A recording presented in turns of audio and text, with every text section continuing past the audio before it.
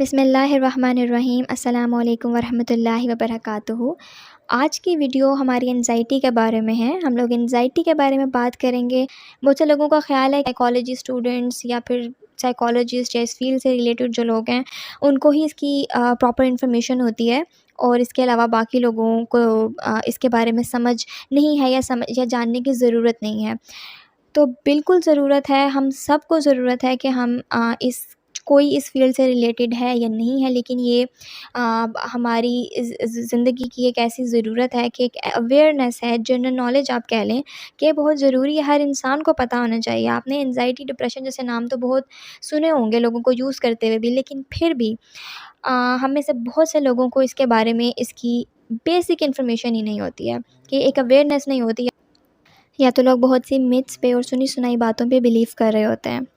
सो anxiety एक एक common human emotion है, जिसमें आपको परेशानी होती है। जब ये उसकी अलामात हैं, कुछ सिम्पटम्स हैं कि बेचैनी का होना, और फ़ियर जो है पैदा होता है किसी न किसी चीज़ का कि कुछ हो जाएगा।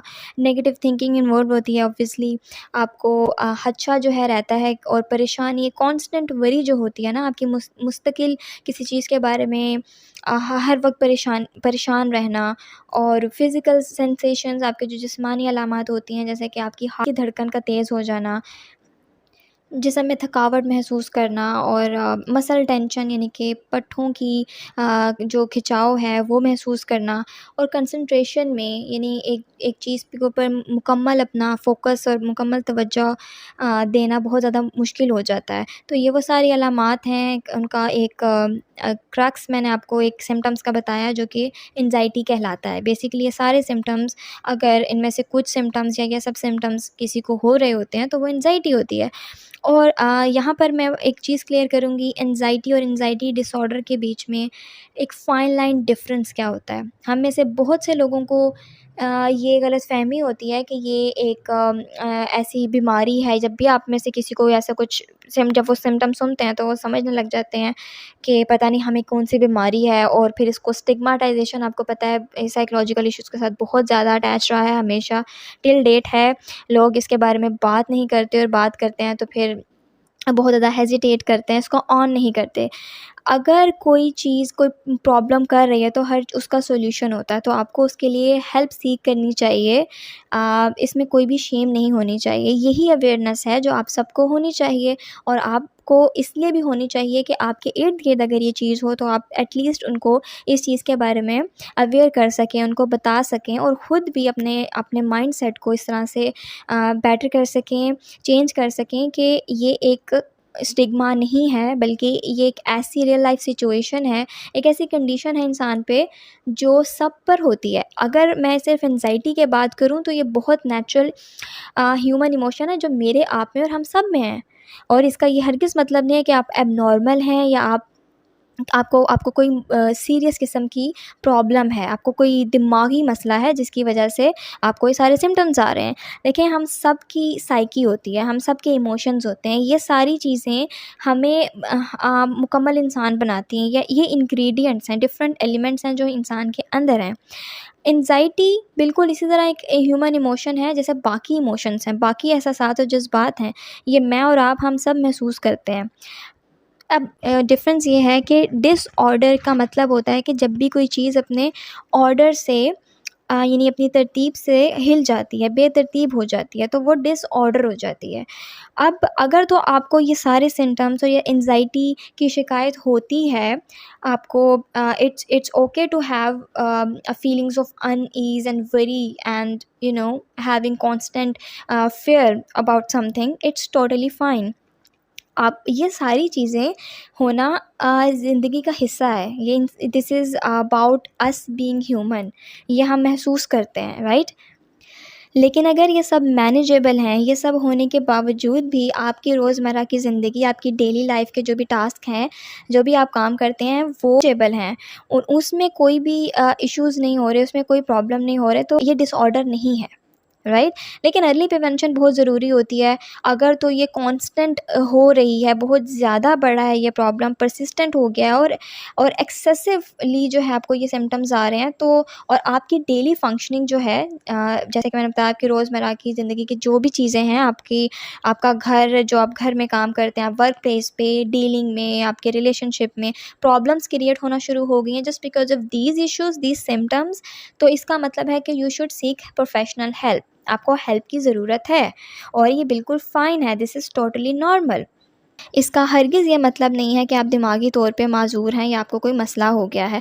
और अगर कोई मसला है भी तो बिल्कुल बाकी जिस मसले के लिए, अगर हमें जिस्मानी कोई मसला हो जाता है किसी भी किस्म का, हम उसके लिए हेल्प सीक करते हैं, दवाई लेते हैं या कोई भी मेथड्स को यूज़ करते हैं, अपने लाइफ़स्टाइल को हेल्दी बनाने की कोशिश करते हैं, इम्प्रूव करने की कोशिश करते हैं। तो इसी तरह से हमें अपने, अगर साइकोलॉजिकल कुछ मेंटल इमोशनल इश्यूज़ क्रिएट होते हैं तो उसके लिए भी प्रिवेंशन करनी बहुत ज़रूरी है। आई होप कि आपको डिसऑर्डर और ऑर्डर जो है वो एंग्ज़ायटी, इटसेल्फ एंग्ज़ायटी और एंग्ज़ायटी डिसऑर्डर के बीच का जो एक डिफ़रेंस है वो समझ आ गया होगा।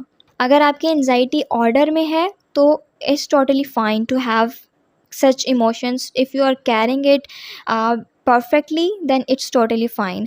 एंग्ज़ायटी जो है वो किन किन सिचुएशंस में हो सकती है? एंग्ज़ायटी आपको स्ट्रेसफुल सिचुएशन में होती है, रियल सिचुएशंस, या फिर जो आपकी नेगेटिव, कांस्टेंट नेगेटिव थिंकिंग होती है कि आपका माइंडसेट ही नेगेटिव हो गया है, आप खुद से सोच रहे हो कि परेशानी है क्या है ना, अगर मुसलसल आपको परेशानी हो रही है किसी चीज़ के बारे में तो आप ये सोच रहे हो कि ये हो जाएगा, वो हो जाएगा, तो तब भी आपको एंग्ज़ायटी के ये सिम्पटम्स या इसमें से चंद कुछ अलामात ज़ाहिर हो सकती हैं।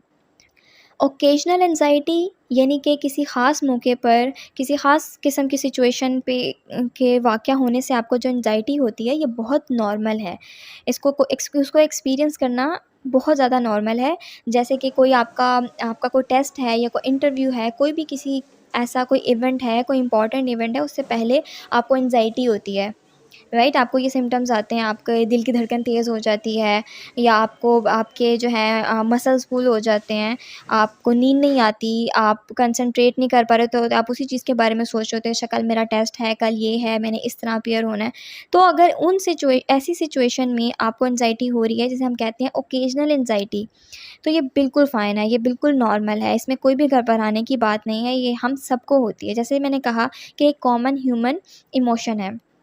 When it becomes a problem और कंसर्न, ये खतरे और परेशानी की बात तब बनती है जब ये आपकी डेली लाइफ फंक्शनिंग को भी इंक्लूड करना शुरू कर दे, जब उसमें बहुत मुश्किल हो जाए, आप कंसंट्रेट ही ना कर पा रहे हों, आप भूलने लग जाएं अपने इंपॉर्टेंट टास्क, कि आपको आपकी मीटिंग थी, आपको घर का कोई इंपॉर्टेंट काम करना था, या कोई भी, अगर आप हाउस वाइफ हैं तो आपको अपने घर में जो है वो आपकी जो रिस्पॉन्सिबिलिटीज़ हैं वो भूल रही हैं। इस तरह से जो भी आपकी इम्पॉर्टेंट चीज़ें हैं आपकी लाइफ में करने के लिए, सेल्फ केयर भी बहुत ज़्यादा जो है वो कॉम्प्रोमाइज़ होती है। तो ये चीज़ें अगर अफ़ेक्ट करना शुरू कर दें आपकी रोज़मर्रा की ज़िंदगी में, तो फिर ये एक कंसर्न और एक प्रॉब्लम बन जाती है, और इस सिचुएशन में you should seek professional help. तो ये था हमारा आज की वीडियो में एक एंग्ज़ायटी का ओवरव्यू, एक जनरल इंट्रोडक्शन। इसके बाद इंशाल्लाह ताला हम इसकी टाइप्स और फर्दर रीज़न्स एंड प्रिवेंशंस इसको नेक्स्ट वीडियो में कंटिन्यू करेंगे। Thank you so very much.